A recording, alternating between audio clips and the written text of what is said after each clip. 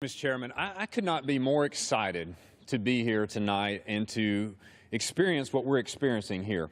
You know, when this president was elected, he made a promise. He was going to drain the swamp. He was going to shake things up, and he was going to make government work again. I've got to highlight real quickly, though, before I talk about appropriations, what really has happened.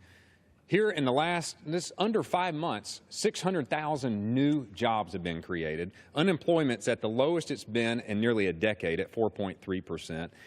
He has put a plan forth to help rescue Americans from a health care plan that has been failing. The largest increase in defense spending in nearly 10 years has already been passed and signed into law and is part of your display there. He's presented a budget to this Congress that balances in 10 years, rebuilds our military, reforms our tax code, and empowers the taxpayers while not empowering government.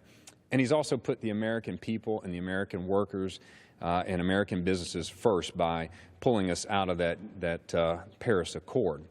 He has been shaking things up and draining the swamp. So what's next? For us, we've got to reform this appropriations process. Let me read you some statistics here. The current process that we operate under to fund the greatest nation on the globe has only worked 4 times in the last 40 years.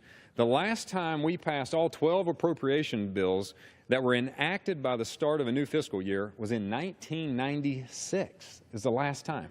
And in fact, a more stunning statistic, since 2009, not one appropriations bill has passed this House, passed the Senate, and been signed into law by the President before its time was due.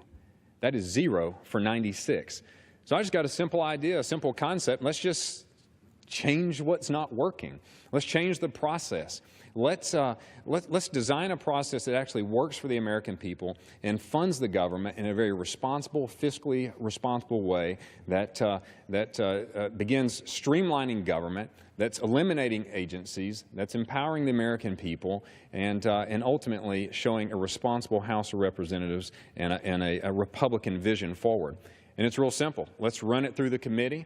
Let's do 12 bills all through their different subcommittees. Let's combine them in full committee, and let's bring them to the House floor for everybody to have an opportunity to vote on, to amend, to engage in the debate. And I believe, Mr. Chairman, if we do this, we're going to save time. We're going to have more time for tax reform. We're going to have more time for infrastructure investment. We're going to have more time for finishing out the health care bill. But it's going to be transparent. Everyone can see it. It's going to be effective. We're going to get it done. And at the end of the day, we'll be able to rebuild our military to where we know it needs to be. We're going to be able to secure our border. We're going to protect the innocent unborn. We're going to reform Wall Street. We're going to invest in roads and infrastructure. We're going to streamline or eliminate a lot of agencies. And we're going to do all that while cutting spending. But that's only if we're willing to make government work again. Mr. Chairman, thanks for letting me speak on it tonight. Thank you, Representative.